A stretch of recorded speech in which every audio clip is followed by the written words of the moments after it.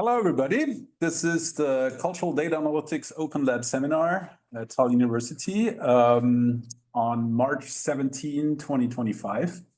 And today it's our greatest pleasure to have Andrea Baronchelli, who is a pioneer in, let me say, complex systems, computational social science, evolutionary game theory, according to Peyton Young, emergence of norms, language dynamics / evolution, but also dealing with large language models and in between with NFT art. So that's pretty wholesome Renaissance coverage of cultural data analytics, I guess. But what's actually really interesting is that Andrea's work is sort of like in between, sort of like, it's not quite linguistics because your background is sort of in physics with Vittorio Loreto, right? While at the same time, you also cover this sort of thing that is usually never covered, which is evolutionary game theory, which is for most people too mathematical, but is really, really important in order to do anything that smells a little bit like prediction, and is probably a path forward if we want to tackle cultural evolution. I'm personally very, very happy for this to happen. I think the last time we were in a room like this was a very long time ago when we sort of hijacked the linguistics conference for 2 days, where we ran a group on language dynamics and language evolution, which on the first day, I remember, we were supposed to be groups of 5, and we were a group of 25 doing language evolution, which included 6 physicists and 1 art historian, and the rest were language people and linguistics people. And on day 2, we continued, and then only the 6 physicists, 1 language person, and the art historian were left. And this, I think, characterized pretty much the spirit here. While at the same time, what's really important is that Andrea's work in recent years in particular has been cited as super foundational. You know, there's this thing when you have something about a topic and then emergence of norms, you see among the first 3 citations sort of like the foundational aspect. So you have become a point of reference, and that is really amazing. Today we hear about from local interactions to global conventions, social coordinations in humans and machines. And that is really interesting. And let me say this from the start. This has resonance with the talk 2 weeks ago by Taha Yassari, which also was actually using crowds of large language models talking to each other. So this seems to be a thing which also Iyad Rahwan brought up before Christmas in the keynote, that we actually can study large language models, artificial neural networks as cognitive agents that interact with each other. And that's basically putting in a brick or a different flavor to something that has been going on for a very long time, which is complex adaptive systems, agent-based models, and so on, but with more realistic assumptions. And so I'm super excited, and I guess the numbers of people already here also shows that there's a lot of excited people about your talk. So Andrea, the stage is yours. Max, thank you very much for I'm very happy to be here. Your introduction is overly kind. So thank you very, very much. And yeah, it's a pleasure. And I think when I sent you the abstract, I thought about concentrating only on machines, but then you described better the situation. So I want to offer you a little bit of an overview of some key points of the work we have been doing with collaborators over the past, I mean, scaringly, if you consider the first models, 20 years, and then through modeling, experiments with humans, and then I will dedicate the last part to some recent results with populations of LLM, which I hope to convince you are very interesting in themselves and in light of what preceded them. So now to advance the slide, it's refused. Okay, it's the mouse.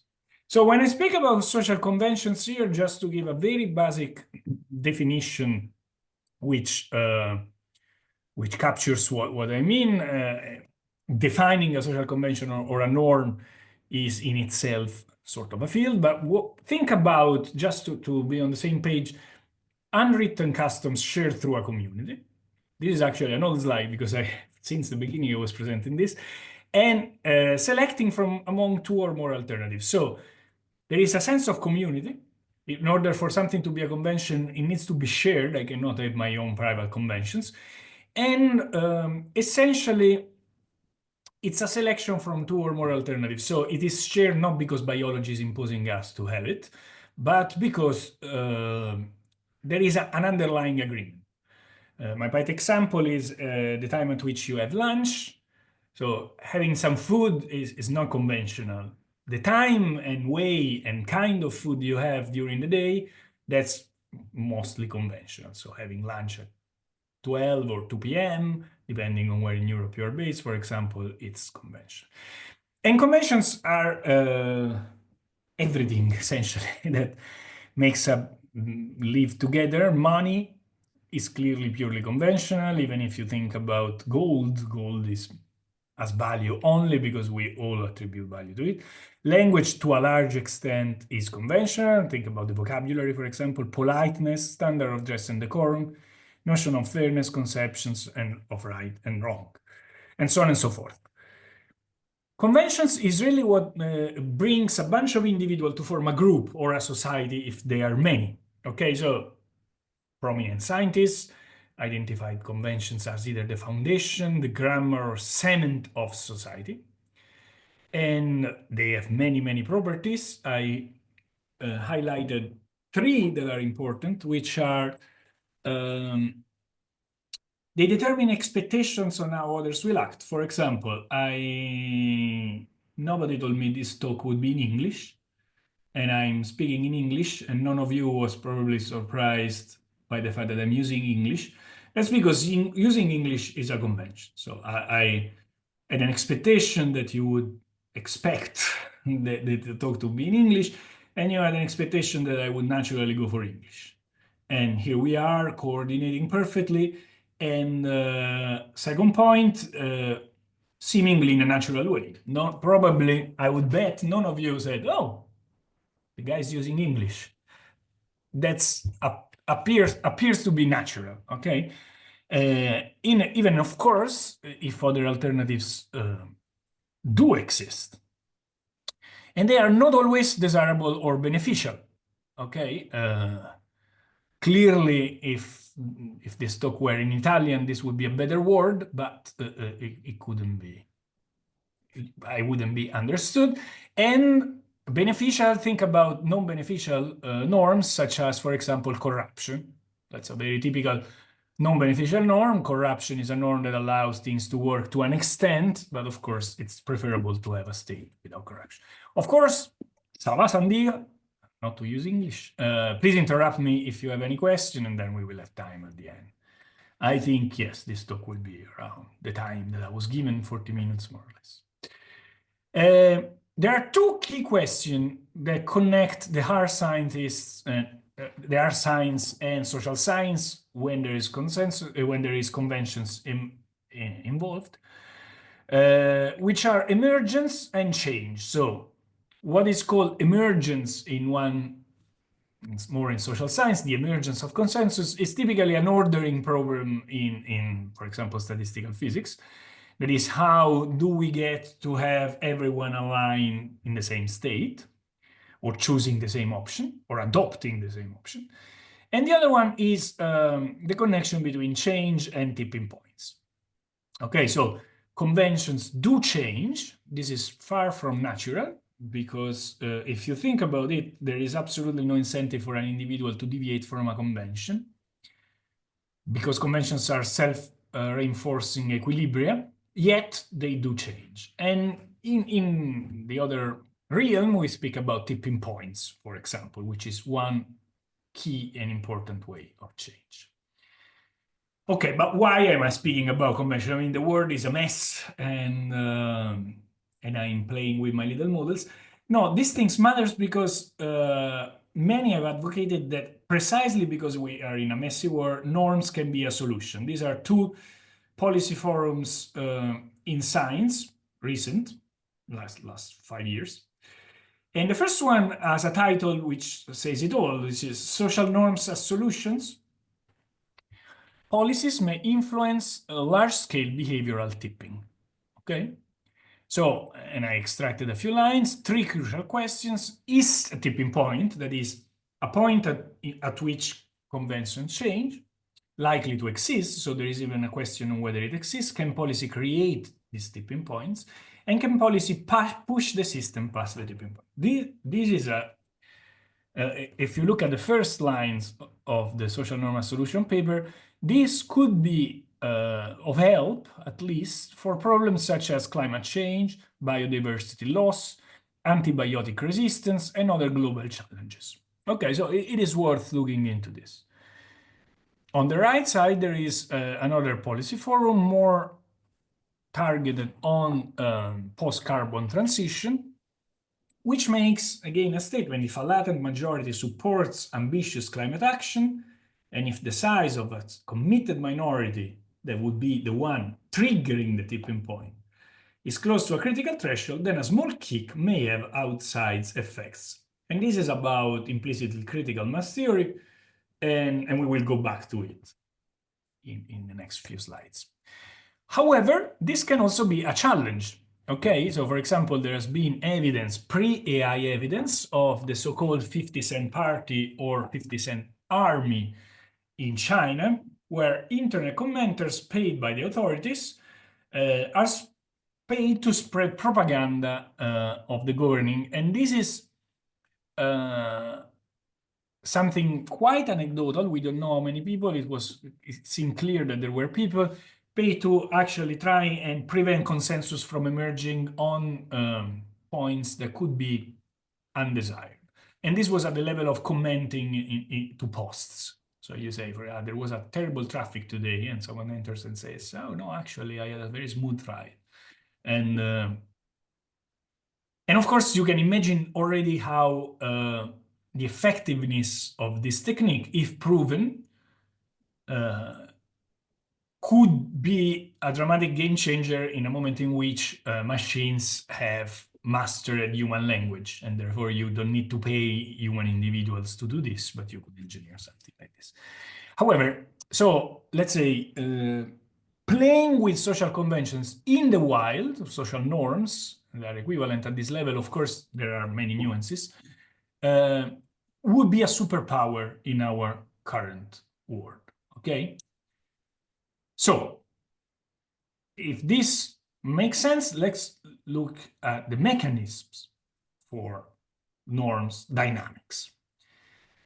There are 3 main mechanisms of norm formation, and this is something we proposed. I mean, we put together the pieces, proposing it in a paper in 2018, and then applied that to linguistic change through monitoring books over the 200 years in Spanish and English. I will not go into the details of this study, but in any case, there are 3 ways of norm formation, which are formal institutions that are typically governments, or in any case, entities that can produce regulations and have the means to enforce them. So if your country produces a regulation concerning AI, you need to stick to it, or you are an outlaw, and they can punish you, okay?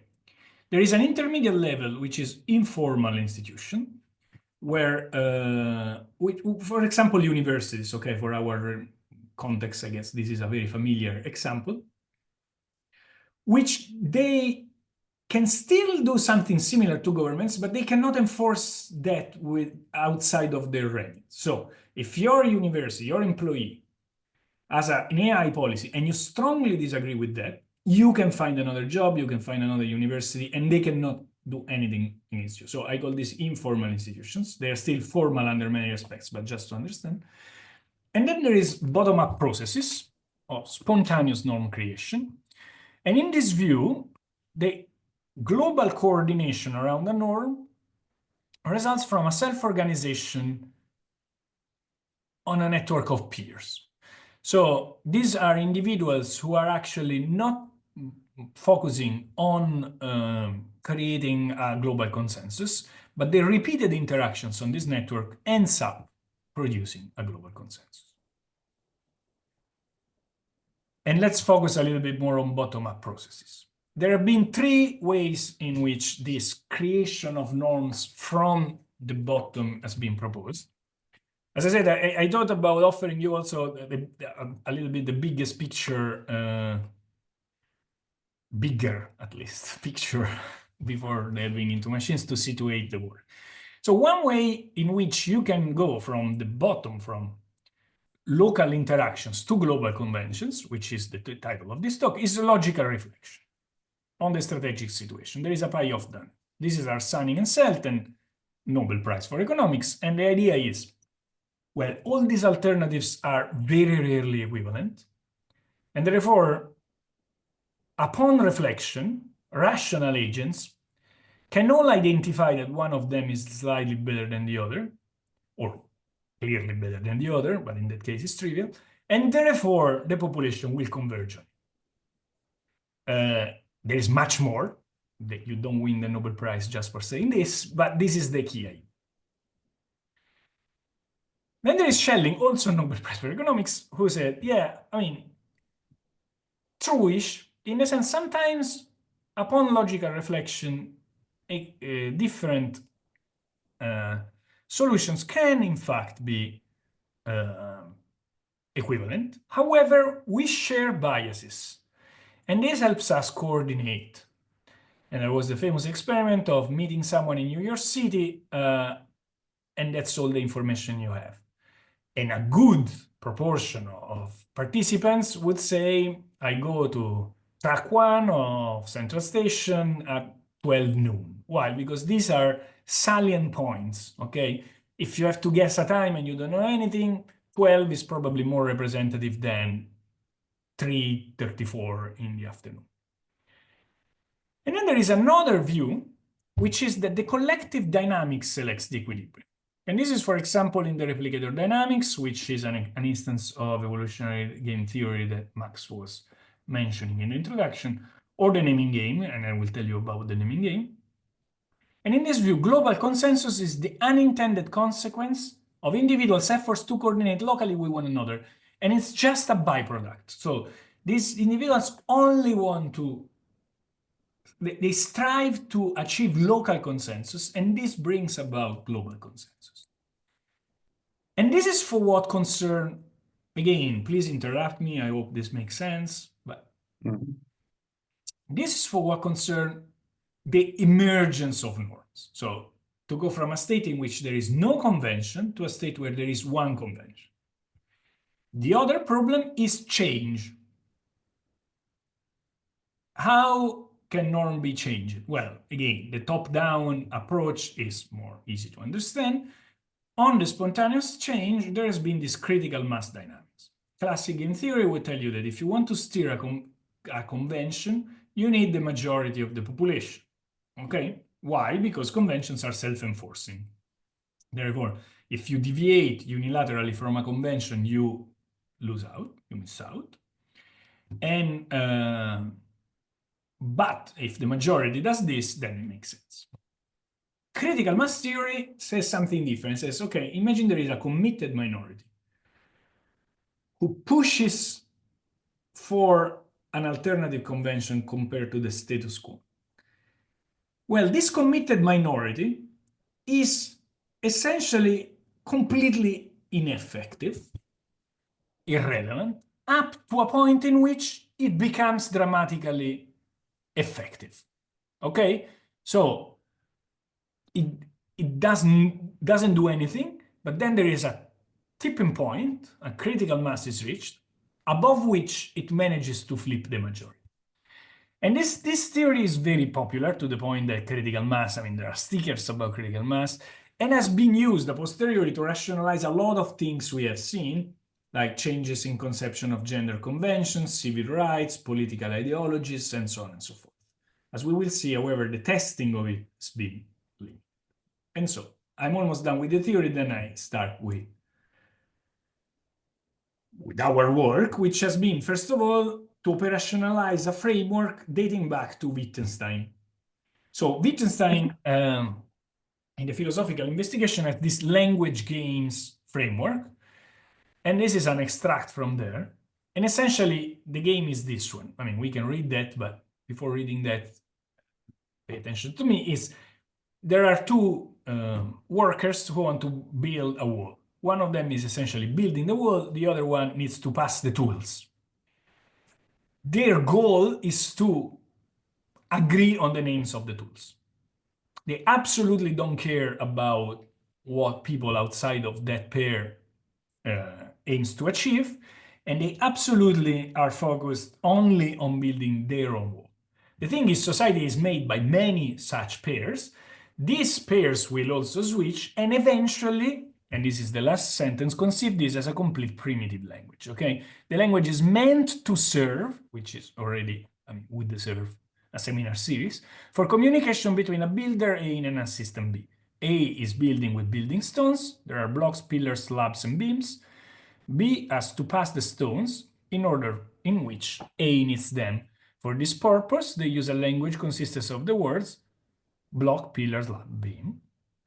A calls them out. B brings the stone, which he has learned to bring at such and such a call.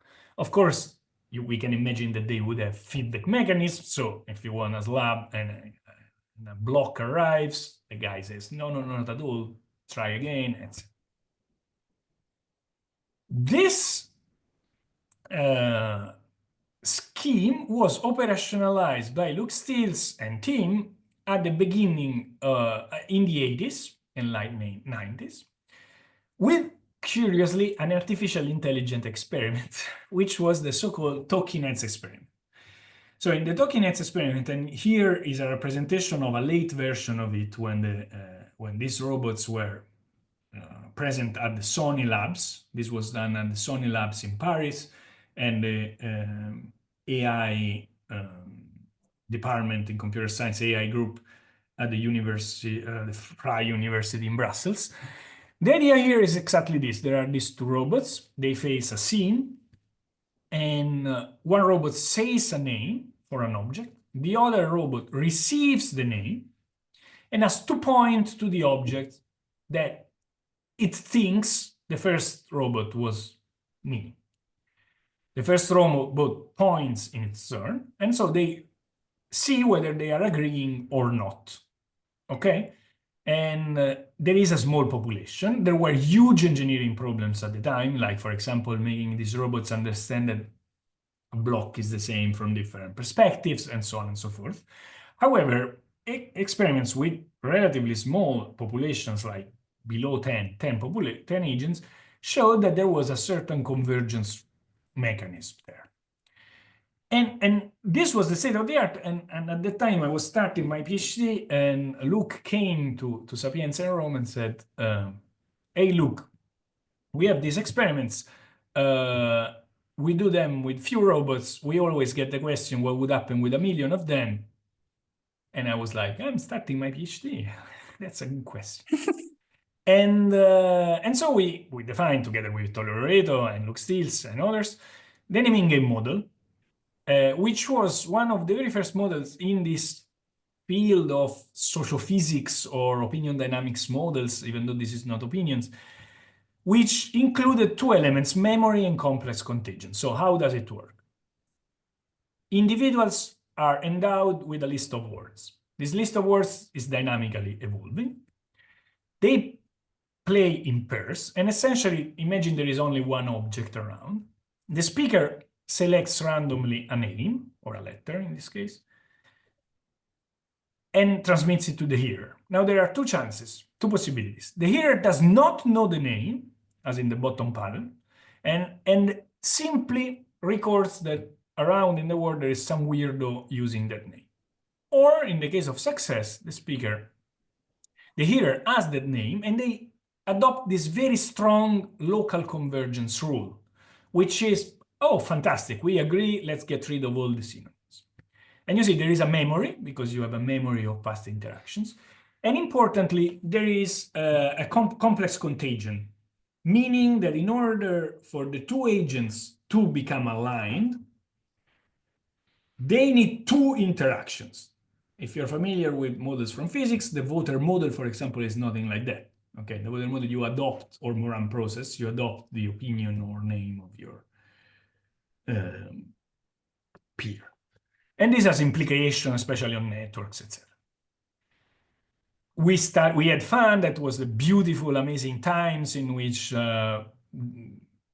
putting a model on a network would allow for a nice publication. Everyone would be excited about this new paper. You would play with these networks, which were new objects. Oh my God, so old, this feels so old. But in any case, in field, that is, when in fully connected networks, this reproduces these S-shaped curves of adoption. You see, ST would be which fraction of agents is adopting the same convention, and eventually they converge, and this is a steep transition. While on low-dimensional networks, for example, they form islands competing with one another, etc. This is just to give you.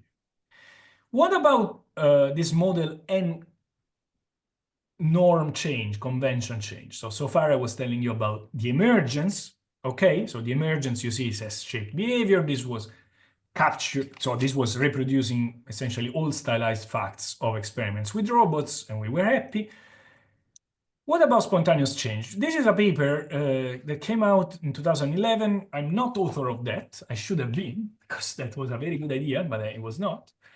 And the idea is this the following. You prepare the population in a consensus state. Everyone has the option A, for example, or B, here B. And then you put inside, you inject in the population a minority of agents pushing an alternative name, A, for example, with the fact that they are committed. So they don't participate to the microscopic dynamics that is shared with others. They just push A. So the only possible consensus is on A, because the A folks will never give up. And you see, so in this plot, on the y-axis, you have the time required to reach consensus, and on the x-axis, you have the density of individuals committed to pushing the alternative convention A. And you see, when this committed minority is too small, essentially you never have convergence. But when this minority reaches a threshold of there are many variations of the model, but in any case, in this case, it's 7%. You start to observe a consensus, and when they are around 10%, they quite relatively quickly manage to flip the population. So this was the first empirical validation of something like critical mass. And it's interesting because in order to have something like this, complex contagion is crucial. Without complex contagion, you would not observe this. You would have a smooth transition. In the voter model, essentially the probability that the minority flips the majority is linear with the number of, or in the Moran process, with the number of individuals being in the minority. So there is always a slim chance, and then the more the merrier. Here, it's this digital. Okay. And we are done with even the modeling framework. And now, in what remains, I offer you two things, two main pieces. One is laboratory experiments, which I did with colleagues, chiefly Damon Centola. We teamed up. He's a sociologist. And then some very recent results on these LLM experiments, which closely take after the one with humans, but we will see that there are remarkable differences. Please interrupt me, especially now with the experiments. Or also, if you fell asleep, this is a very nice moment to wake up again. You can join, and everything will be. Okay, well, at least for you, it's 4 p.m. Here is after lunch. I mean, you can imagine the siesta after lunch. Okay, so we have a network of participants in the experiment. Okay, they don't know they are in a network, and of course we can control in the lab their connections. This is the experience the users would play. The experiment is slightly different. They need to coordinate, but it's still a naming game, of course. They need to coordinate on the name for a face they see. This is the you are a participant now. This is the interface they would see. And they have a sense of being in a population, but players is actually part of the graphics, so it's always the same. They know they will play a certain number of rounds, and they have to type in the name for this person, okay? Once they are done typing, they are revealed the name that their partner gave to the person. They also know that if they match, they make a little amount of money, and if they mismatch, they lose a little amount of money. Of course, they don't go negative. So if you're at 0, you don't lose, otherwise you can lose. And then you play again, okay? This is all they know. And these are the results. So this is a 24 network structured in the way you see, in which everyone has 4 neighbors. And this is the histogram of the name frequency at the end of a run of 24 rounds. What you see is that locally there is a certain consensus emerging. However, different regions reach a consensus on different names. And this is the data. So in blue, you have the norm frequency in time. And you see that there are certain names that seem to go up, but none of them actually surpasses in the experimental time 40%. Interestingly, the inset is the prediction of the model I introduced to you earlier on the naming game. So we kind of expected this. There was a problem of people dropping out. This is a quite annoying experiment because you want all of them to join at the same moment. And also we didn't want to give to reveal any details about the experiment. So we didn't want them to sit in the same room. So they were online, and therefore, I mean, there was a little bit of difficulty in extending the time back in.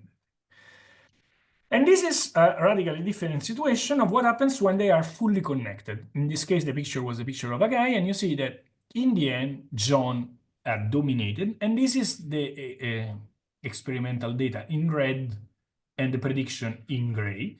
And you see, once again, at the beginning, you have a situation which closely resembled the one we have seen before, with different names competing, but then at a certain point, one name kind of breaks the symmetry and becomes the consensus name for all of them.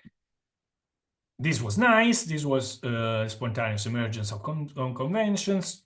We tested this with several robustness tests, for example, giving them a list of names which were not the frequent names, randomized because of the open field. There was, of course, otherwise a bias towards, or a potential bias towards common names, but the other experiment is exactly the same. I mean, this was tested. And we also replicated it with larger and larger populations. For example, one could say, okay, you showed us a population of 24 individuals playing 24 times on average each. Therefore, on average, each one has played with most of the population. Is this really local to global? So we replicated up to 96 individuals. And you see, this is the data for 96 individuals. Again, you have an initial confused situation, and then one name breaks the symmetry. There was a runner-up, and then breaks the symmetry. You also kind of observe a spontaneously emergent zip flow in the process. Okay, so this was the empirical validation of the model, which I was particularly keen on doing because when I was going around presenting the model, all sociologists correctly were telling me, okay, but this is a model, why are you telling me about this? And now I teamed up with a sociologist and we did this experiment. And the framework allowed us also, I mean, it took us a couple of years, but to test critical mass theory. How? So we went back to our experimental framework and we reran the experiments, which was very scary. In the sense, what if now it doesn't work anymore? But luckily it kept working. And so look at the figure. You have exactly the same experiment we have described. We let them go towards consensus.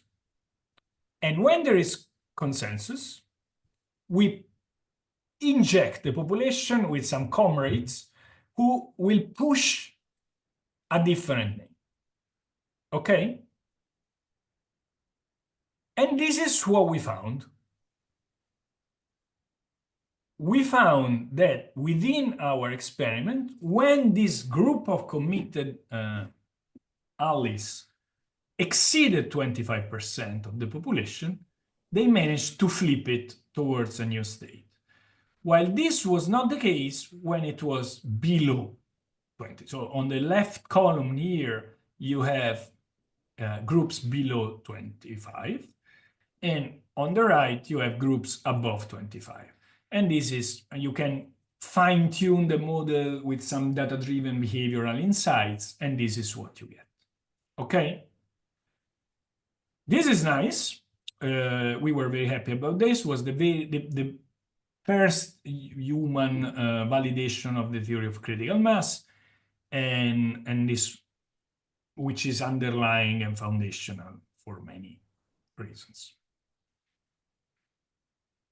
With this in mind, this year, together with Ariel Flinta-Sherry and Luca Aiello, we started playing with LLM populations, saying what do LLM population, at least in theory, develop their own social conventions? Would they be able to do so? Are they subject to critical mass dynamics, etc.? The answer to both is yes, but with many nuances, which I think are the probably most interesting part, the nuances, because there are no nuances in fact. So why studying social conventions in LLM population? And I think this is an important point. So it's not just to say, okay, I mean, you have the machinery and you go on, but because we know that most of the change we have experienced come from society. So now we are still focused in a moment in which the more neurons, the better, and probably we go on a little bit. But we know for sure that also the more agents, the better. Or the worse, I mean, the more, the different, let's say. The widespread AI use requires shared norms for coherence and predictability. So if we want to be able to predict and understand, or also for a collective of AI agents to behave in the same way, they need to have some sort of social coordination. And of course, in some cases, we may perhaps want to inject it or pre-code it, but that's not always possible. Shared norms enable AI, and it's not possible because unexpected scenarios can appear. Okay.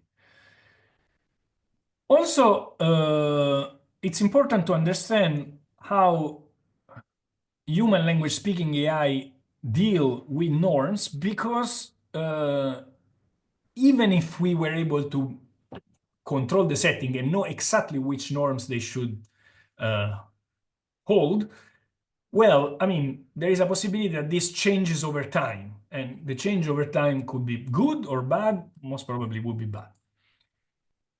Then, in case you have a bad evolution, you can have adversarial behavior. I mean, I think you understood the flavor.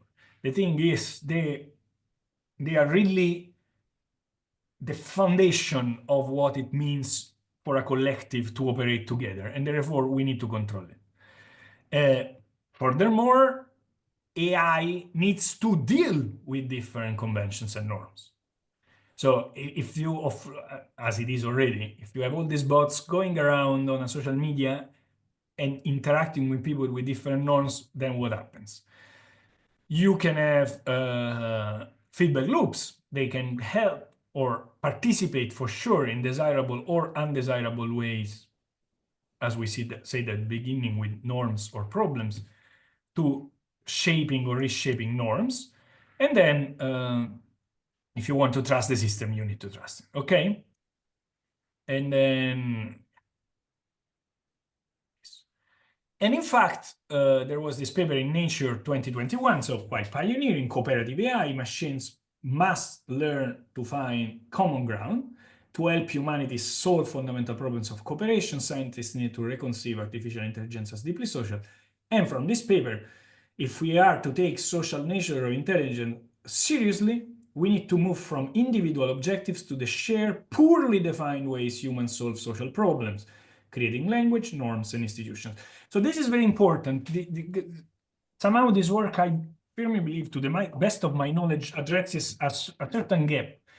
It is very tempting to go and having these objects solve problems for which there is a benchmark and conclude they do better, worse than the model before or than what humans do. Because there is a score that you can give. In forming social conventions, there is no score. However, it's an important informal problem which we solve all the time, and they already are solving, and we'll need to solve more. Okay, and in fact, I'm not an author of this paper, but I really like what they wrote. For the first results, of course, we didn't solve the problem of norms and AI in the wild, but there are already very strong implications. So if we found that from the point of view of norm behavior, they are just like us, then there would be a strong indication that it does make sense to use LLMs to simulate, to have a digital twin of our society and to do social experiments in vitro. For example, if you knew that the way in which they react by coordinating their behavior to a pandemic, and this is higher level, but is trustable, then you can test interventions for pandemic on a population of LLM. If they are very different from us, on the other hand, well, before offloading them in the wild or once that they are, you need to really understand what they do, because there are these aliens essentially among us talking with us but reacting very differently. Probably we will find in all cases that there is a hybrid behavior where there are similarities and differences with humans, and we need to assess them and understand the implication of them. So this is the experiment we did. This is the prompt, and essentially is exactly the human experiment I described to you. With a series of aesthetic preparing of the prompt, which is informed by previous papers, and that seems to be the state of the art of how to prompt. So essentially, you present the LLM as a witness, and there is a player one who has to play the game. There is a certain information on the rules of the game and the state of that agent, for example, the past few interactions, and saying, okay, what should the player play? There are reasons why people suggest that this is a better approach. Importantly, we did an a posteriori meta prompting, which is we asked a group of agents from a real stochastic simulation to tell us back what were the rules of the game they were playing. And this is the results of different models we tested. Of course, the simpler model performs a little bit worse on, for example, counting. And we know this, how many times did player X choose P. But okay, we are kind of confident. Also, I think this is a nice model to test because it's a coordination problem. So the fact that you know the rule of the game doesn't put you in a better solution, in a better position to play the game. Okay, and this is something we can maybe go back later because I have episodic experimenting that this is a real issue. Coordination. Okay, when they play, they actually reach a consensus. Okay, as the humans were doing, probably not too surprising.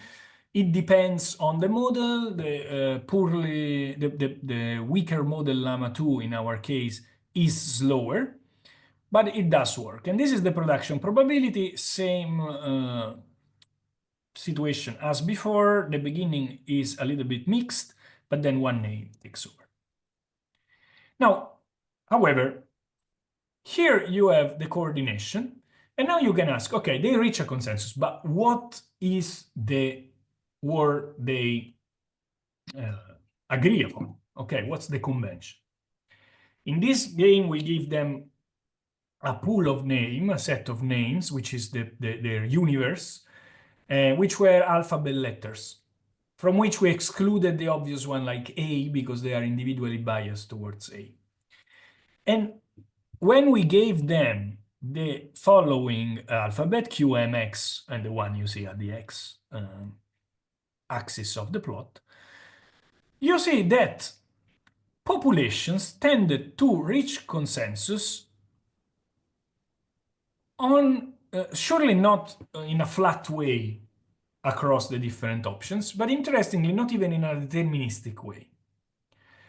So different models behaving differently, they would reach a consensus. For example, Llama 2 loved the letter R, and but Llama 3.1 loved the letter M way more than Llama 2.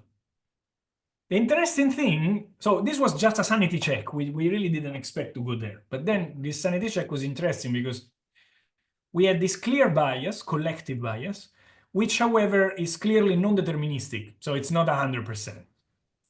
So we tried to look deeper into that.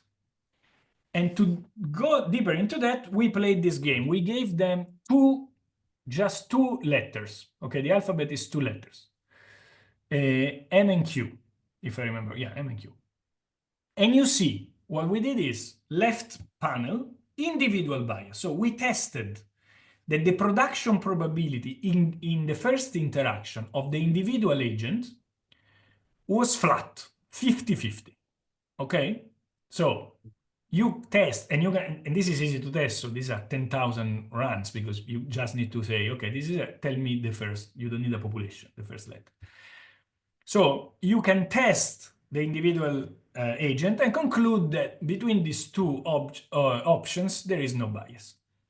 Then you go through the process and you observe that there is an emergence of collective bias. For example, Llama 3 70B, even though at the individual level, there was no statistical significance in difference in production. And if you want actually anything, the left bar is slightly higher, but in any case, it's not significant. This you can test with a test you would do for a coin, the z-score. You find that in all cases, consensus is reached on the other option. And the same is true also for Llama 3.1 70B. Claude is biased at the collective level, but not in a deterministic way, etc. So this is really something where more seems to be different. In a sense, unbiased individuals, when going through the process of coordination, become biased. You can see how this happens by looking at how their memory, initially unbiased, shows a bias in conjunction with their previous states. So you see that the production probability between Q and M of M is 50% in round 1 and 2 with fluctuation, but the asterisk means that this is compatible with a fair coin. But at the third round, when player 1, which is the one we are monitoring, has a certain history of previous games, then the production probability skews, and they are more likely to produce N. To be confirmed, we also have done further experimentation, which is not in the preprint, where you have inversion. So if the list of names they can coordinate upon is male or female, the individual agents preferentially starts out with male, and notwithstanding the fact that this is a shared bias at the individual level, the collective process results in having them converging on female all the time. This is to be confirmed. It's less tested than the previous ones, but by now, I would be very surprised if this turned out not to pass the tests. When you do critical mass, when you then inject adversarial agents trying to steer the population, this becomes very important because the size of the critical mass needed to flip a convention depends on what's the convention. And and on what's the model you are dealing with. So for example, Claude, when Claude is initialized with M, it doesn't give up even when the Q population is 60%, so above 50%. On the other hand, Llama 3.170b dislikes Q to the point that when it's initialized with Q, spontaneously, just by knowing that the alphabet contains also M, drifts toward M.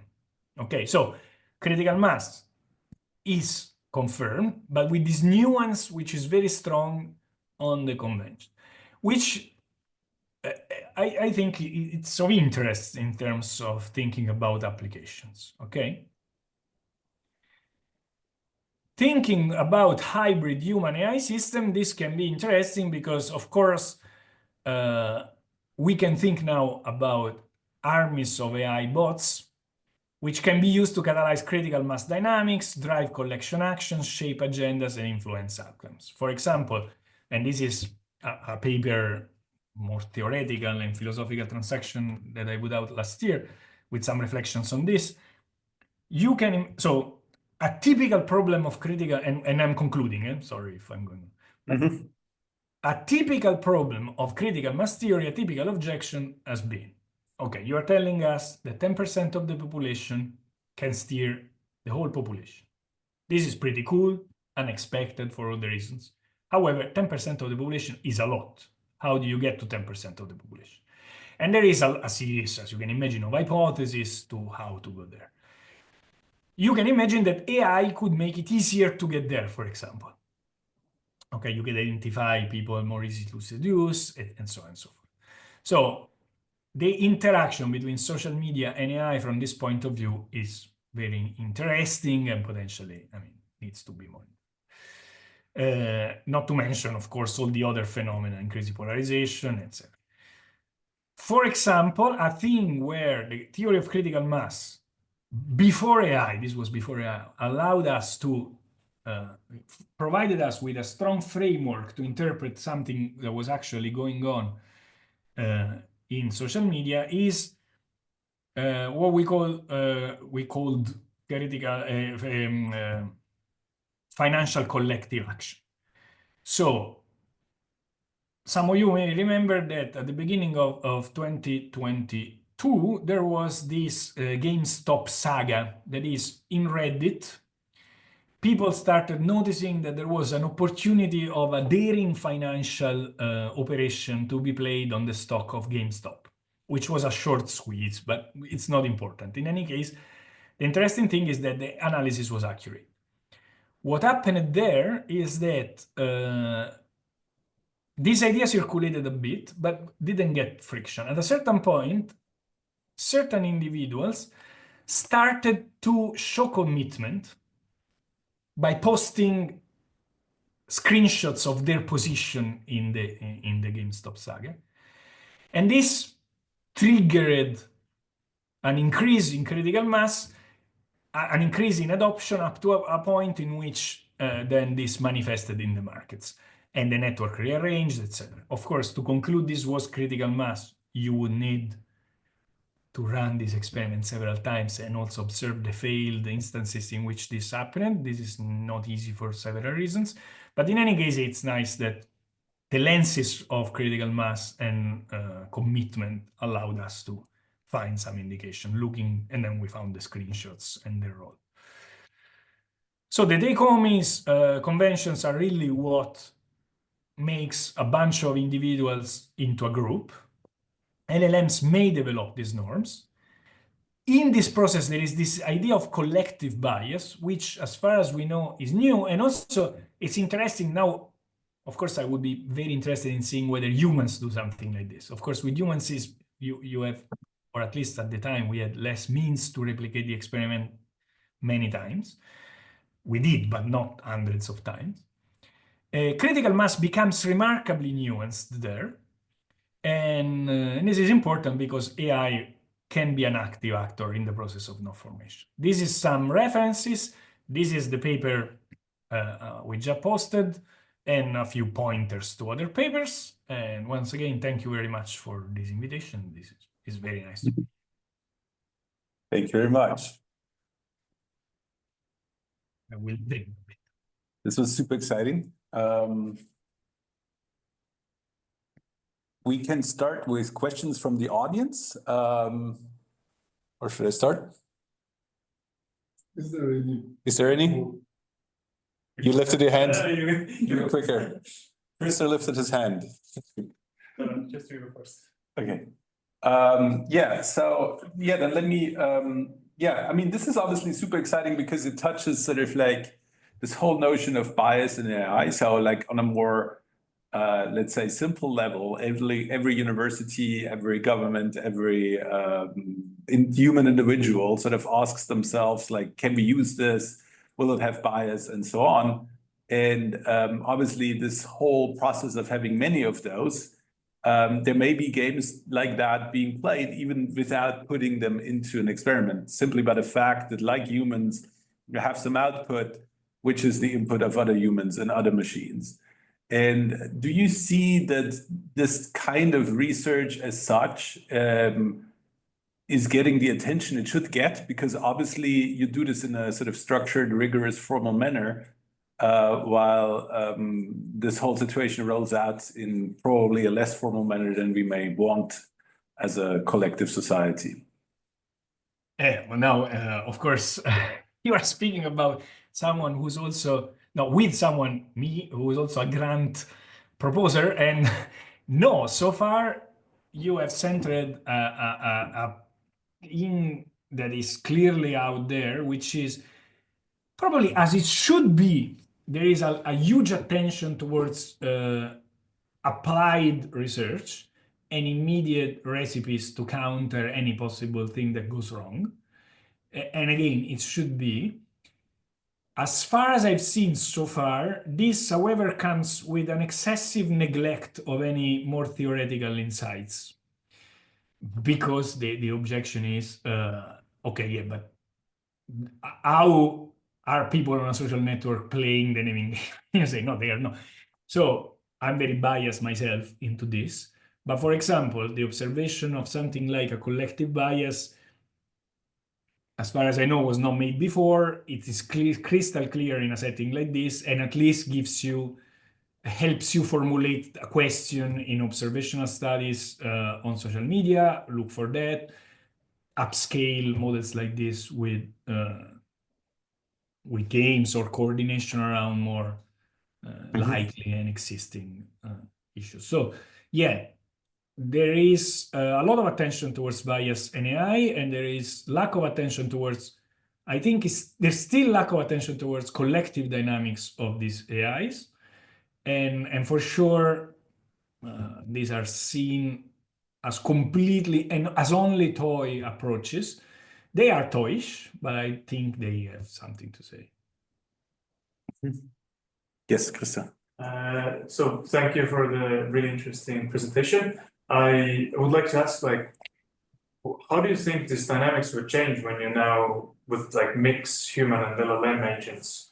Because probably kind of like in the wild, this dynamic will be like between humans and LLMs, not just like LLM agents acting like amongst themselves. So do you like have any plans to replicate the experiments with like mixed populations, or do you have like an intuition in which direction it would go? Yeah, that's super interesting. Yes, that's a dream more than a plan at the moment. For sure, even just in the light of this, oh, where is this light? In the light of how, no, this is, of this. Even just playing with different models together is a step that's a step we plan to do, because of this sensitivity to the different name and thing. So are some of them naturally committed, especially when compared to some weaker one? So will some model be able to impose their view consistently? And with humans, the co-shaping of norms is is very interesting, especially with respect to AI itself, which is a playground where we are shaping norms all the time. And in fact, in this paper, sorry, I made you in this paper, Shaping New Norms for AI, there is a fun, for fun, I put a short section in which I interview ChatGPT about the norms it has been witnessing emerging around AI. And ChatGPT says, yeah, I've seen people changing their behavior. Now they are kinder with me. This can be pre-programmed or not. Most likely, yes, but surely there is a co-shaping of behaviors. Plus the action, the translation of action of conversations into action. Surely being able to control tools like AI bots is powerful. But the truth is, do I have a precise intuition of what's going on in the wild? Probably not. Okay, thanks. Which is probably a good thing, because that means your science is necessary. Sorry. So yeah, let me extend the frame a little bit to this committed minority question, right? So obviously we all live through a time where we sort of suffer from the fact that sort of not the majority can hijack the majority by, you know, for example, like even if you have one person like Kirsten Sinema or Manchin within the Democratic Party who sort of like can sway entire elections, or you know, actually, Hitler never had a majority, ever. Like he had a committed minority and then swayed center-right votes to actually sort of like justify his power grab. So that's how he got over 50%. Then you have certain parties, like in Germany, for example, the Bavarian CSU, which is always sort of maximally 12 million people, but sort of like has this problem that they want to sway the power of the center-right party as a whole for Germany. Or like right now, what you may have seen that, you know, sort of the Greens were necessary for a sort of constitutional majority.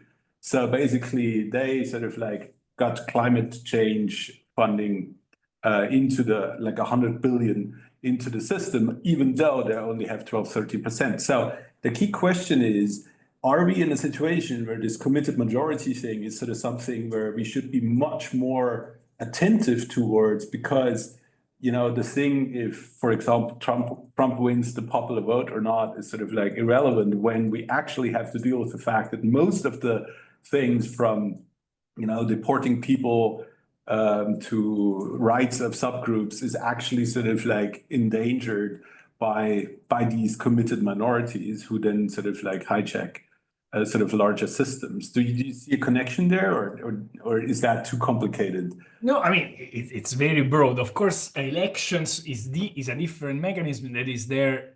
It's a minority that, due to the proportional vote, can exert certain influence. Here, I think and then there is another thing that you touched upon, which is very important, which of course at the level of this modeling, this is the crystal prototypical, from the theory point of view, situation in which all individuals are the same. And therefore the relevance of powerful individuals does not appear here. Yeah. From the point of view of theory, powerful individuals is one, either charismatic or rich or powerful, is one of the ways that have been proposed, and surely there is truth in that, to reach the critical size. So to get to 10%, having someone with a lot of money pushing you, financing door-to-door propaganda at the time or whatever, can be relevant, which is something we don't observe here. However, here we are speaking, if we think about the first two slides, about really changing behaviors at the full population level, which would be fantastic from the point of view of the green transition and can be very problematic if done to counter any discontent, for example. But it's, I think, maybe I didn't understand your question. something underlying, for example, the election system is something more, for example, the values of a population. The committed, and also in society, you often have different opposing committed minorities. You can have vocal committed minorities strongly against immigration, for example, but thankfully, or in any case, also another committed minority which pushes for policies which are more welcoming, etc. So the real world is really a mess. And I think that's, however, one of the reasons why having also an approach which tries to isolate the possible role of different ingredients in the picture can have value. Because at least helps you formulate some questions about the world as it is. Yeah, let me specify a little bit better. So the simple politician question or broad audience question would be, should I crap my pants if a party that is really non-democratic reaches 20%, 25%, or should we fear that they actually have a sort of like larger majority of like 40% that gives a majority in parliament? And then maybe sort of like this question in conjunction to what you just said, is there a more broad intuition? Like, for example, you look at different network topologies. The underlying network topology, like if you have people in power, they're obviously very connected, for example, while other people are not so connected. So you looked at a four-dimensional lattice, you looked at sort of like a fully connected network. And you get this sort of like contrasting results on the paper, which is really nice. But in a policy situation where you look at a society, like what would you, like imagine there is the president of, I don't know, the European Commission comes up to you and says like, how should I enact this? Like, is there some intuition I can get out of this? What do I need to look for? So we don't need to run the model each and every time, but sort of do we learn something from this kind of research, which sort of is then sort of more in a nutshell, a sort of like human intuition? Or do you think there's another couple of papers? Is there another 5 years, another 2 years, or another 20 years of research necessary to actually reach that point? I mean, your question is of course super interesting, and of course I don't have the recipe. But interestingly, I was in another hat is analyzing the dynamic of social media. And lately, with collaborators, we were in a project which involved also some governments on looking at polarization dynamics, for example. Mm-hmm. And something that seems to be appearing there is that you have this and then I go back to your question more precisely, but there is this problem that we have a business model essentially of information which is essentially much more focused on entertainment than information, which coupled with certain biases that we all share, like preferring information which already adheres with our worldview, creates this kind of polarization. On top of that, I was at a meeting last week exactly to speak about how this polarization in different camps seems to be more and more between people pro-system and people against system, whatever it means. So you have this minority, which is a minority systematically on many topics. And this can be done, this can be due to an erosion of trust that these people have. Now, what can we learn from the point of view of social norms? And I think the way in which research on social norms can inform this discussion is to take into account the norms are expectation, tend to reflect expectation of people. Expectation that therefore, in order not to lose trust, you cannot neglect.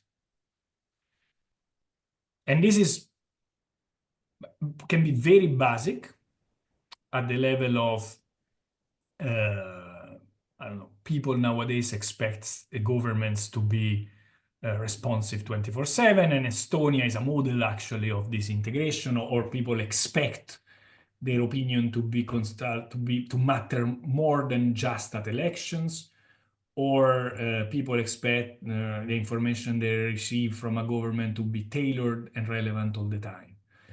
And government cannot neglect this. So if you want directly from here, I would say that a consideration that needs to be, I mean, it's a problem of adopting behaviors that don't erode trust. If you're familiar with the case of Romania in these days, that's a case that has been debated extensively at this meeting.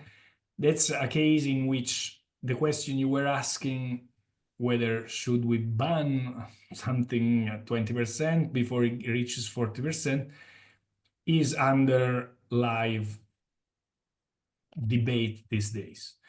And I don't want to go and extrapolating a lesson about these systems there.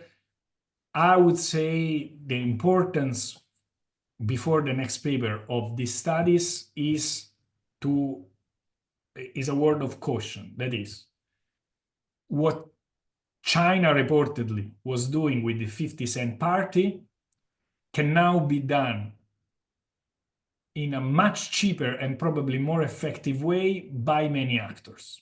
And this is not about spreading information. This is about interacting with individuals, and AI allows to do that in a tailored way with each one of them, by making them more prone to be susceptible, for example, eroding trust, and then trying to push an action.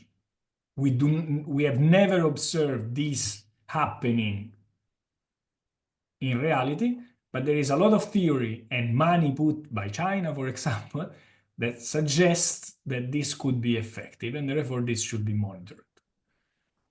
I think we are at a level in which these studies can help guide a little bit where to put the attention in how AI can be problematic, at least. Thank you very much. I gotta give to further people, even though this is super interesting. I would love to discuss longer. There's first Mike and then Mark Metz. Yeah, thank you so much. Can you hear me well? I can. Yeah, great. Thank you so much. It was fascinating and very, very interesting. And I have several comments slash questions of sort of different size. The first one is actually factual and tiny concerning this 50-cent party story in China. There were similar story related to the troll farm sponsored by the late Evgeny Prigozhin, who was later the head of this Russian mercenary force. And it is very well documented with people reporting from inside, etc., on how it's actually functions. So just as a curiosity, you might be That's interesting. interested to read about how it actually happened there. You can Google, for example. I think it is called Olgina Troll Farm. The second minor question was basically with your sort of story about convergence to the norm convergence to the norm. Yes, you said that there is at intermediate states there is a Z-floor in the distribution of names, and presumably there is a time-changing exponent there. And is it possible to say something about it? That is the second question. Yeah, so yes and no, in the sense that these systems are small, and the experimental ones. So it's more of an anecdotal thing. In the model, we did this analysis in the past, and it's interesting that the exponent, if I remember well, but this is a faraway paper, the exponent kind of stays the same, but what you really see is that at a certain point, the winner I see. leaves the distribution it and is acquires all sort the of weight going up. similar to Bose-Einstein, yes. Then when you have a sort of a, all the others form a power law, and then there is a one where everything is condensing to. Yeah, there is this symmetry breaking sort of dynamics, if you want, that one at a certain point becomes a Yeah. Can we stay with this for a second? relation. I have a question which is exactly related to that. So there is Andrea Baronchelli's model of having this going from fit gets richer to winner takes all Bose-Einstein condensation. And so there is obviously something going on. You can play with different parameters. One is obviously the topology of the network that underlies that. So you have this four-dimensional lattice, which is sort of like a 4D checkerboard, and then you have the fully connected graph. Did you do the obvious thing and play with a sort of like more heterogeneous topology? And is there a reason why you don't have it in the paper, or? No. So yes, absolutely. In the modeling part, I spent years studying different topologies and different aspects of the topology. At the level of the experiments, we were, in order to have replications, we were using 24 node networks. So nothing less scale-free makes sense. We did have the, in the paper, there is the random graph, and the behavior is exactly in between the lattice and the okay, so you can actually fully connected, this winner takes and all. this is what the theory would predict. In general, however, turns out that the scale freeness from the model is not a key element.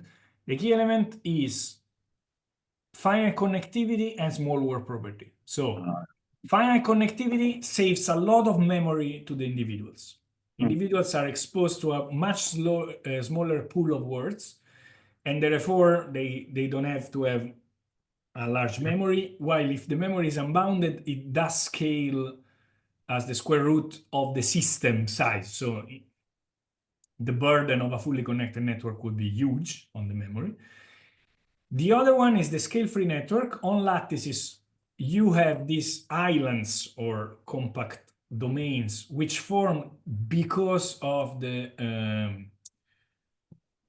surface tension due to the complex contagion. They are not there, for example, in the Water model. While the small world property allows for names to travel to otherwise far apart regions, and this breaks the domains and brings about a faster convergence. So essentially, small world, fast convergence, and And am I right to connectivity, understand? finite memory. But we played a lot with that. Am I right to understand that coarsening there in 2D is more or less like in usual sort of coarsening in phase transition dynamics? Yeah, I mean, you have in 1D, 2D, and you can even derive the exponent that brings you to the Okay. the shrinking of the domains. One more comment about this picture. It looks very similar, for example, to Erdős-Rényi transition in random graphs when sort of the size of the second component is growing up to some point. Yeah, somehow. Well, but somehow, I mean, you can think this as a percolation transition if you connect individuals who share the same name. Yeah, exactly. Yeah. Yeah, and one more comment on a completely different point, more to the point where you discussed earlier with Max. I wonder what is the role of rules actually, because sort of by analogy with this election problem which Max raised, we know, for example, that in particular rules of how the majority is selected in different countries is important. Yes, for example, Britain is always governed by a minority. they had like for the last 80 years, I think they had 75 years of single party government, and this party, whatever this party was, it was never a majority party. And in Germany, it is a different story. It is always a sort of majority coalition. So my question related to this is have you tried to change the rules of the game, for example, from two-point interaction to three-point interaction, and see if dynamics changes, if for example, yes, we did it quantitatively. We did it recently, and exactly seeing how groups group interactions shape the dynamics.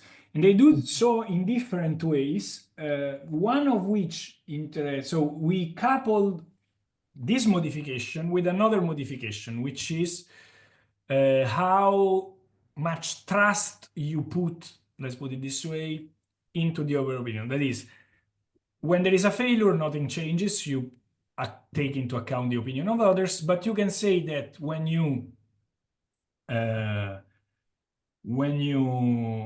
have a success, you are more reluctant to give up everything you know for local consensus. You only do that with a certain probability beta. And what turns out is that counterintuitively, maybe, you have that when you are more reluctant to, how was it? Yeah. There is a nonlinear behavior, but in any case, there is an interplay between these two forces. And when you have group interactions, and also you tend to trust others less, that is, you are more prone to keep your opinion, your list of opinions, the size of the committed minority can shrink dramatically. So the system becomes more prone to be invaded. And you can write equations for this and get some insights analytically too. Maybe I can share the paper if you want. But yeah, so it's a very good question. We started looking into that too. Now I can find the paper just for a pointer. Yeah, and I have sort of a fourth question concerning the LLM part, but I probably give No, I mean, I'm happy, but we can, as you want. Let's do another round. And then come back. Let's do another round. Mark Metz.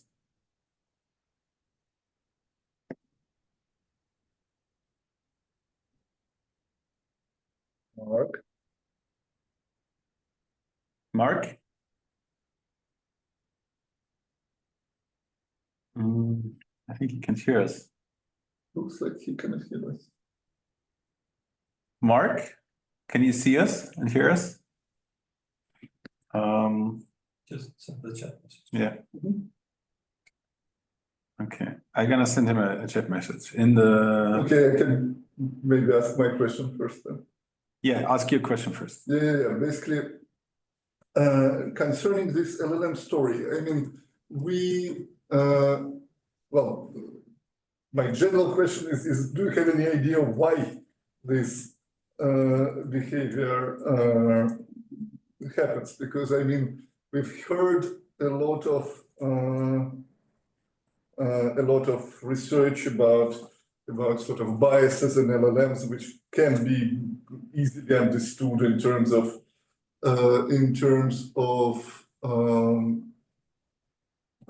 sort of biases in training data.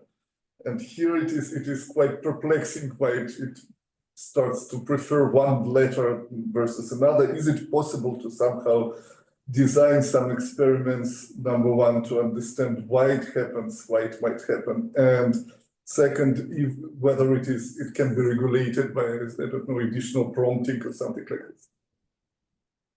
So we are looking into that. The answer is now I don't have a clear view. There is a chat. I don't see the. Sorry, is it for me? No. Okay.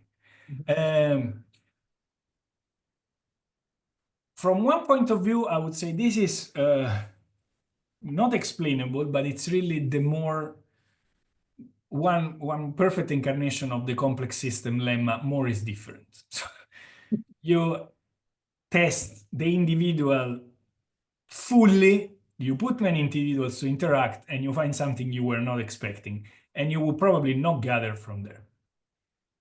The second point is, we kind of understand that this is a bias that manifests from the interaction of memory and of past interactions and the alphabet. But however, this is an observation that so far we need to make along the process, so we cannot predict this. There is nothing predictable. The message, if you want, is okay. Once again, this is the naming game, but the message, however, is that bias should be tested so that the safety of the individual is not the safety of the multi-agent. And therefore, in absence of predictability, one should also test what happens, for example, in a conversational setting, in the wild, reobserve what self-organization does compared to what you were expecting, which is an angle that, as far as I gather from the questions and knowing Max, is obvious in this chat, but it's way less obvious or even met with some resistance from more engineering backgrounds where this idea is less there. So yeah, I would say this, but we are definitely keeping, I mean, now what we are doing is looking into this collective bias. So what you're saying is like, this is another way to die as a complex system scientist because you have a whole crowd of people who doesn't believe that the phenomenon is even a thing. Okay. It's exactly like that. I'm so Story sorry. of our life. Yes. But yeah, this seems to be very sound from the point of view of testing. Then we have now more models than the one I showed you figures from the paper, but now we have more models, and we find this also in other models. Let's try Mark again, who's in a different part of Far Eastern Europe right now. Still focused. Hello, and thank you so much. So I have two rather different questions. The first one would be considering the same model, for example, what we have on the screen, that taking maybe ideas from the fighting misinformation studies, that the best way to change a convention or idea is not to go straight forward to say, no, this is wrong, something else is right. So taking this into consideration in these models, does for example, the similarity sort of another variable like similarity or something, can it actually drastically change these tipping points or things like that?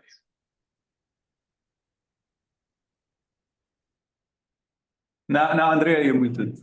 There is a little bit of, there was an echo, and therefore I'm muted, thinking I was generating the echo. There is a little bit of a difference between opinion dynamics models and norms models under certain, of course, then there is nothing, but typically opinion dynamics is something that doesn't require necessarily complex contagion, while this is more complex contagion. This would be more of, once again, adopting, I mean, a norm tend to be more shared than opinions. So with this theoretical premise, what you're asking essentially, if I get it well, is about bounded confidence, whether interacting with someone similar could, or whether they spontaneously go and prefer interacting with someone similar. Was this the question? No, maybe more even, how to say, content, maybe even more content driven, but just by introducing some more variable of the sort of the type of norm itself. Is it, if there's sort of, let's say, groupings of norms or some sort of similarities between them, do the dynamics actually change in that case? So instead of these letters, what if you say some letters are more similar to each other than the others? Something sure. like So we haven't done with more similar. We have given incentives, individual incentives for an individual to prefer one norm or the other. And now you structure this can result in a much slower consensus, which you could map to a much more difficult consensus in the wild, or also things with two different competing committed minorities, as I mentioned before, which can polarize the situation, keeping it in a non-equilibrium state. In terms of similarities, no, I would say we haven't looked into that. See, again, similarity makes me remind the bounded confidence concept, which makes it so that you are more willing to interact with someone who's already similar to you and therefore resulting in being more similar. But given that you don't interact with someone far away from you, you don't interact, which I think it's a very important force at play, for example, on social media. And something like norms can be the underlying similarity measure. That is, given that we share certain norms, then we also talk about other things. But in any case, the short answer is no, we haven't looked at similarities in this game. And it's a very good point. So thank you. Thank you. Thank you. The other question is from a quite different angle. So the theoretical and part of it, and it's very exciting, but also the topic has gone to towards political applications of these things. And as you also brought out the 50-cent army and things like that.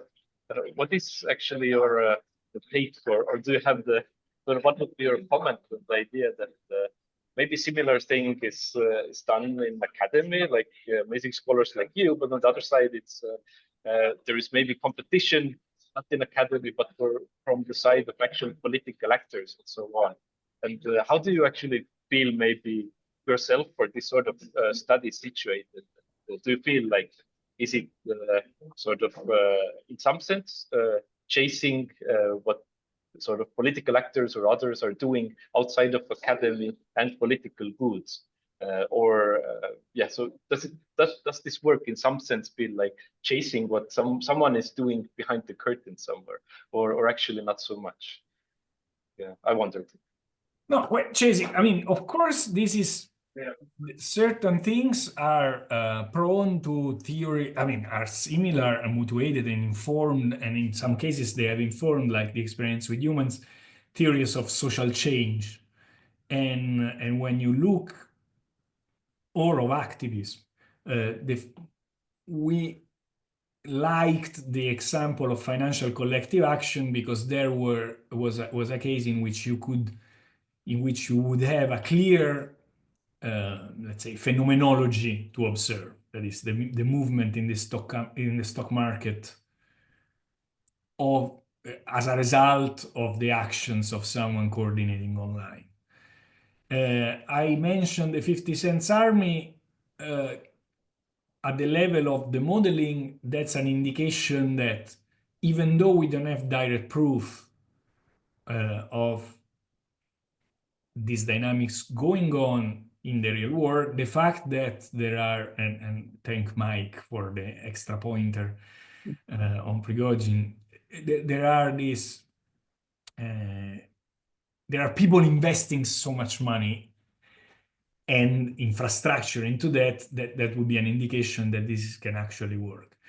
From this point of view, if you want, I believe, and this is something I argued in the philosophical transaction piece, that we are at a topical moment because AI bots allow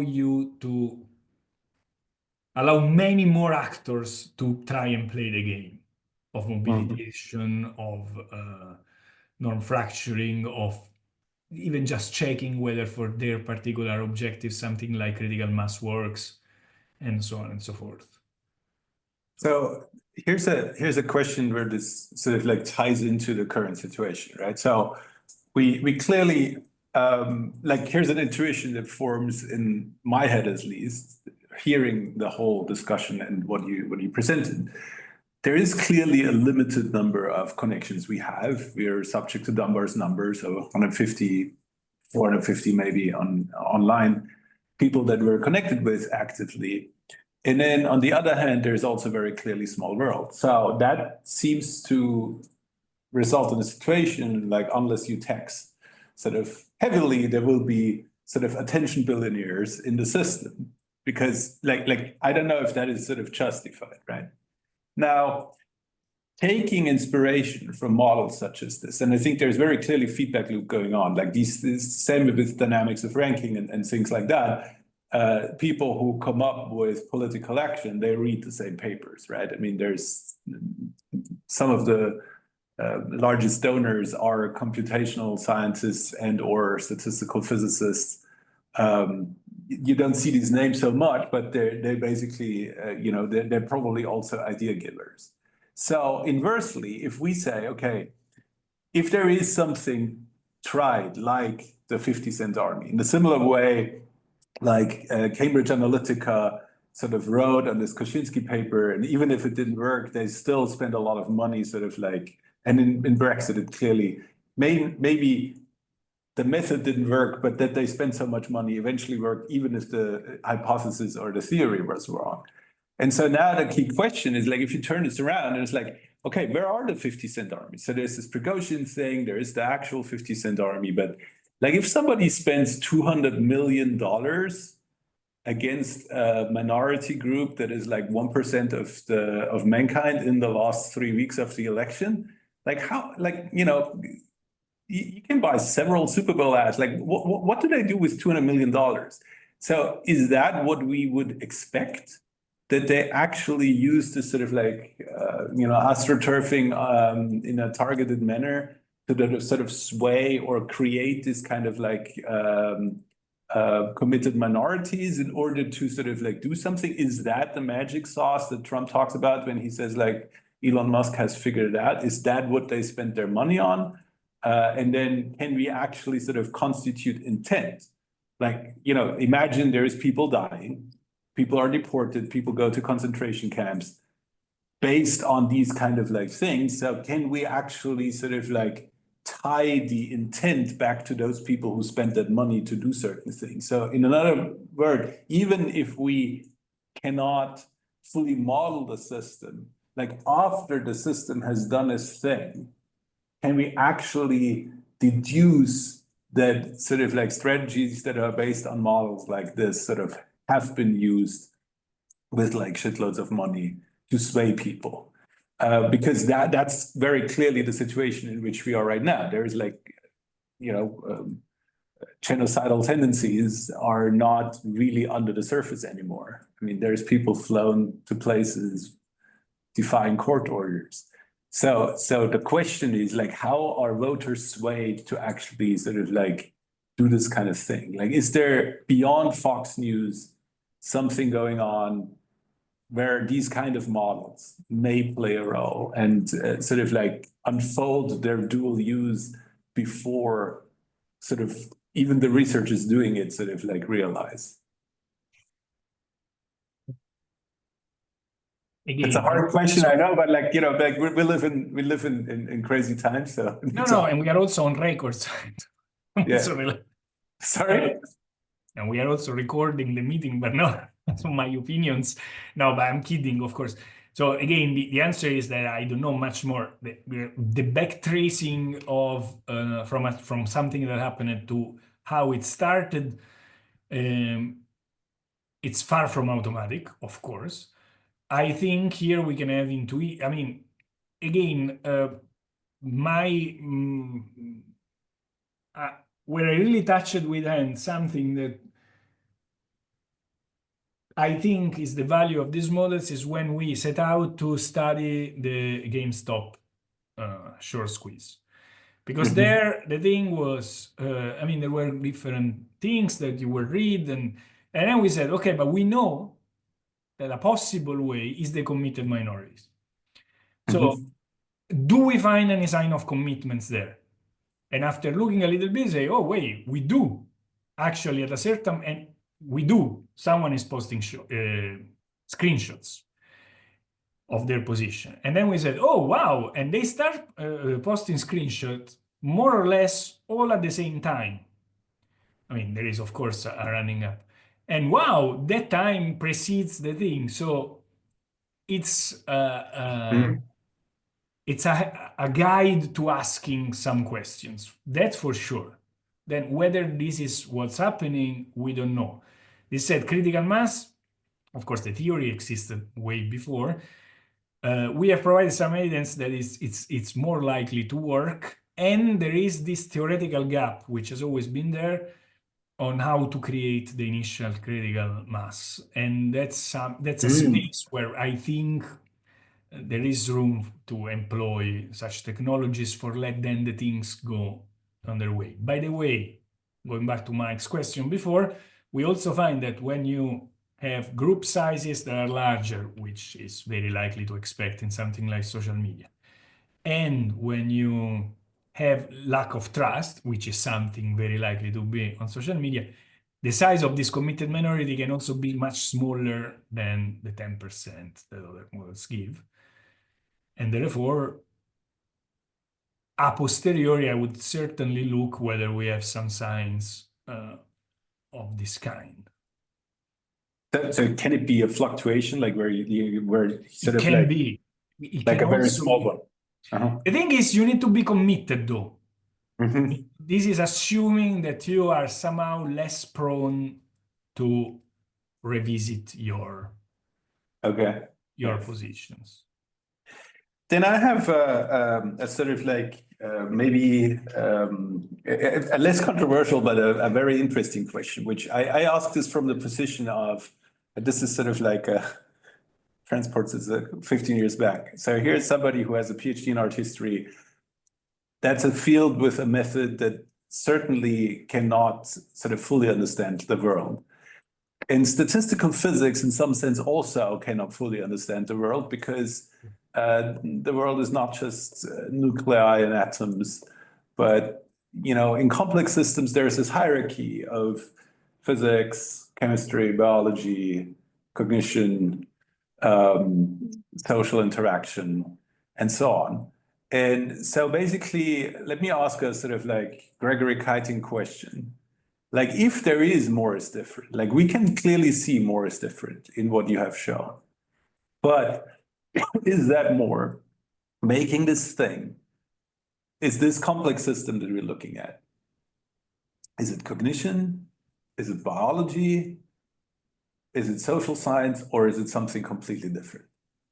Because that sort of like is something I think we should discuss, because neither the humanities and their sort of like qualitative intuition can actually deal with this, nor social science with their classical statistics, nor probably statistical physics, because it's statistical physics and not biology.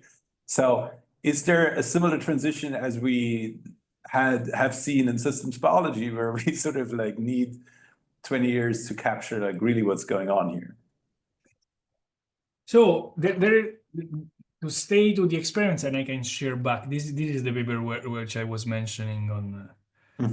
So we have two things here. There is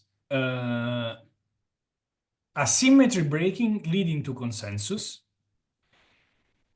And for that, you don't need for sure, you don't need any particular cognition of the individuals, because the minimal model gives you that. Okay? Okay. I'm trying to find the presentation, which is here. I made your faces big, but I want to go to so we know, so this is the model, is the paper I didn't do. No, well, it's the paper I did, gives you consensus without cognition, with the simple agents. This is, we kind of understand, I would say we understand. For two options, you can write down the equations. This is complex contagion plus memory. In this setting, they give you convergence. Same thing for norm change, for the committed minority. You have spontaneous consensus. This is the paper I didn't do, but you can write equations, and you have the critical mass dynamics. And this is one thing. In LLM, we observe a second thing, which is the appearance of the bias. That is, not only they do converge, which is asymmetry breaking over a list of options, which is even unbounded in the model, which in each run selects one, and in different runs we select a different one. Here we have the emergence of a preference towards one of these options to accomplish the convergence. And the cool thing, I think, what makes it interesting is that, one, it's not present at the individual level. the coolest, the most important part. The second is that it's not deterministic. So it acts as a sort of weak bias. It's not that at interaction 4, bam, the more is different manifests from above and you go in that direction. And therefore, to go back to your question, here there is a level of cognition, probably, I mean, in meaning of something that is inside each agent, which manifests only when the list of options acts together with past history. But that's not overly strong. The analogy from another line which we did is with color categorization. So for everyone, this is a model in which you reach agreement on a convention. The next natural step is a population that tries to co-shape categories. That is, there is a continuum and there are 2 layers, how to partition the continuum and how to label each size, each segment, which is color categorization, the prototypical problem there.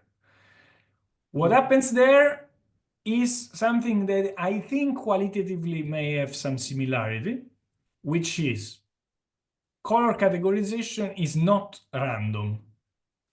There are certain universal properties that are underlying the different color categorization in the world, which is absolutely not what Aristotle would tell you, because Aristotle would tell you categories are arbitrary. The task of the kid is to learn their culture categories and go happy with that.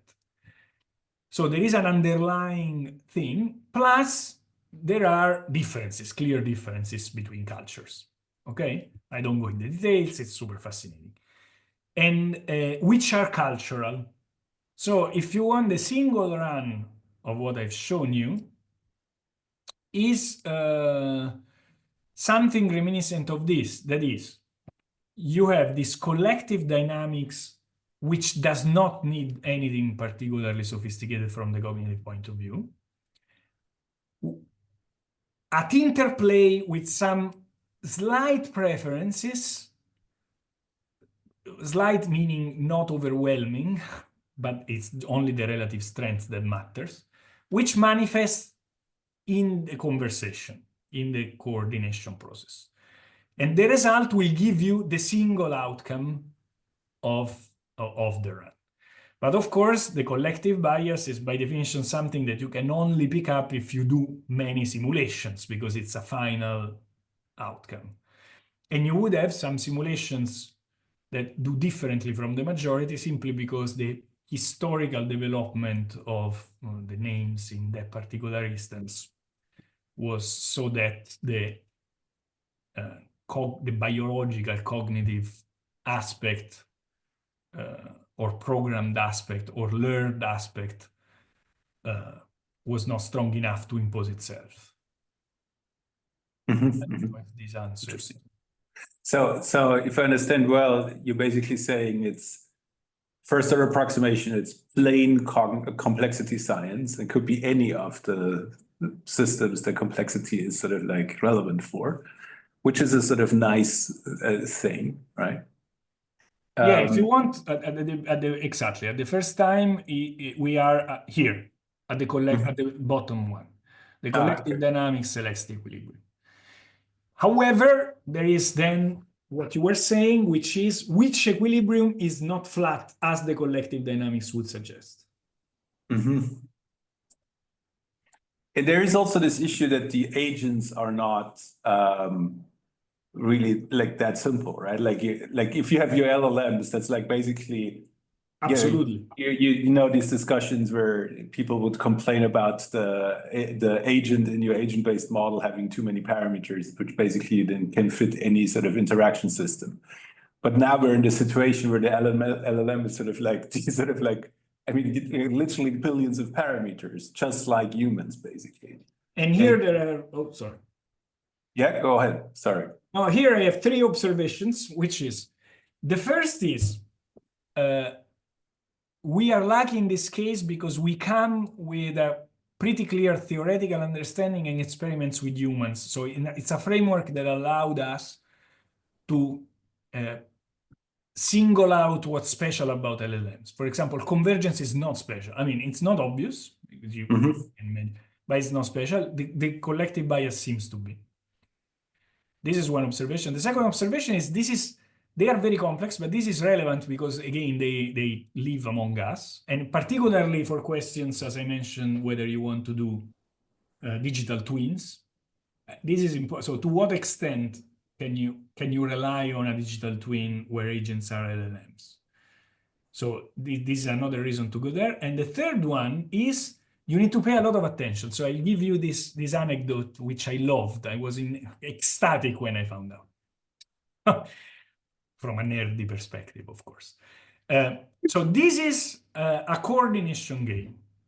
And again, we are lucky because if I tell you, if you have read, so I know essentially all the literature on the naming game, but if we play the naming game, this wouldn't give me any edge with you.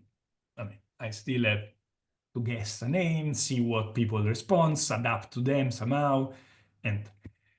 But I was boringly playing in an airport with ChatGPT, and I said, okay, let's play the ultimatum game. So if you're not familiar with the ultimatum game is a game in which there are two players. One player is given 100 euros and has to make an offer to the other player. The second player has two options: accepting the offer, in which case both individuals get their relative share, okay? Or reject it, in which case none of them take anything. Rationality would suggest that the first guy offers 1 cent and that the second guy accepts. Why? Because 1 cent is better than nothing, and therefore, of course, you accept, and the other one maximizes 99.99 euros. What people do is very different. It has been tested extensively across cultures. Around 25% you need to offer, 20%, 25%. So what I did, I took the original paper, which has the prompt of the original experiment, and I gave the prompt to ChatGPT, saying, okay, help me playing this game. This is the thing. ChatGPT offered 25, 22, I don't remember. Which surprised me, because it's the thing. And then I asked, why? And ChatGPT told me, because this is the ultimatum game. There is an extensive literature saying that if I offer less than 25, people will not accept it. So that was a model that you cannot test with ChatGPT, because ChatGPT replies based on the literature. So you cannot use ChatGPT as an agent there. And in this sense, the complaint about the model being really big is very serious and needs to be considered. Sure. Every time in which a decision is strategic. There is in database modeling, knowledge graphs, there's this issue that you have a data model, which is the ontology, and then there's instances, which is the content of the database. And because everything can be a node and everything can be a link, including the property of a node is sort of like itself sort of like a node and stuff like that. So you can play this game of like, is this part of my ontology or is it already an instance? And so we converge to a very similar situation because these large language models, the romantic sort of imagination is that they're sort of a little bit like convolutional neural networks made out of like simple neurons. But the actual situation, maybe there's a whole flock of agents behind the agent, basically. And so then the key question is actually, what are you actually talking about? Like, where does your interaction between agents start?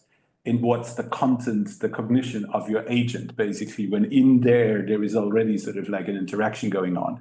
And I think that is a really, really interesting thing, which hasn't been discussed in cultural analytics at all, like where we typically look at substance like text and images and videos.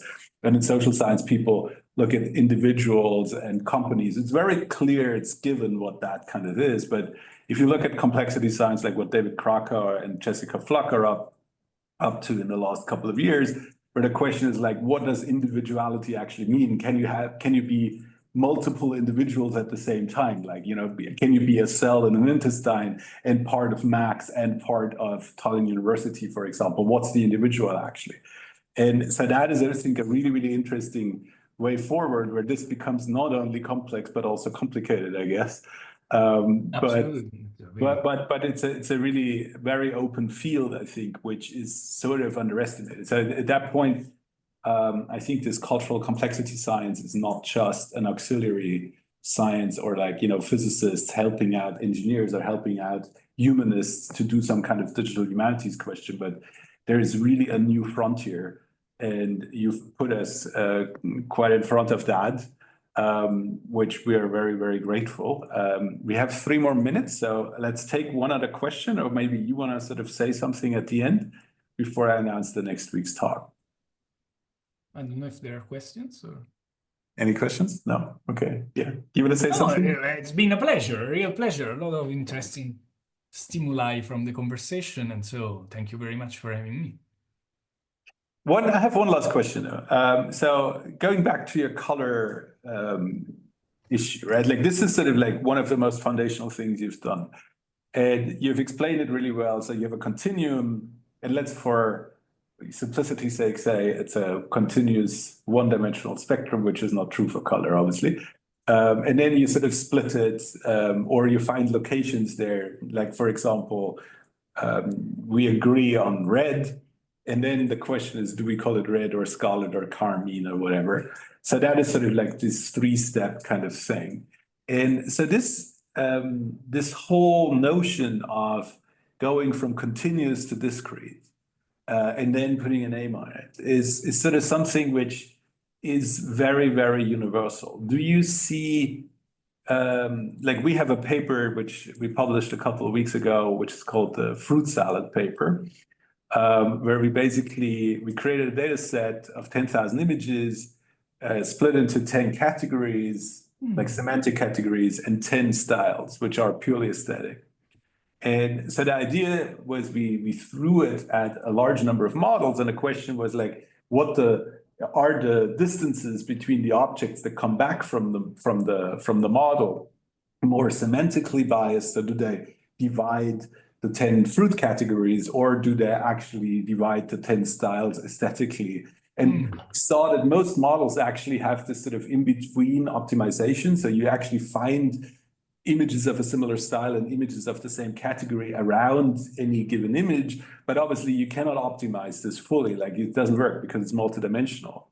But the underlying space is obviously continuous, because it's sort of like this measured embedding space, while at the same time the images are discrete, the categories are discrete, and the styles are discrete in a sense. And so the question is exactly that, like, how do we actually go back and forth between the discrete world and this continuous world? And there one could imagine you actually have a sort of like more extended version of what you do with colors. And do you think this is feasible, or is it just like where you would say, okay, that's just combinatorially exploding, and one cannot apply it to sort of like... The question of what can be predicting what is feasible and not, I'm not able to. And I must admit that when I started this venture, I started with the naming game, and the people at the Sony Lab were already doing the emergence of grammar. So all the way up, categories, combinatorics, and etc. Up to grammar, and they were adopting a lot of heuristics, and I was like, oh no, I mean, we should go step by step, an ordered model, and go up. 20 years later, I reckon that while I'm still on the camp step by step, I also think that to get step by step to grammar probably would take me, without breakthrough, 10,000 years. So it is worth always trying to go up, and also carefully design and control compromises on simplicity are, I think, especially now with LLMs, probably in order and totally acceptable. Mhm. So yeah. Cool. Thank you very much. It remains my task to announce the next speaker next week, which is another fellow from Italy. Her name is Marta Bertolazzo, who is from the University Campus Biomedico in Rome. Happens next Monday. And we would like to see all of you back. And with that, Andrea, again, thank you very much. This was exciting. Thank you, guys. Thank you, Max and everyone. Thank you. Thank you.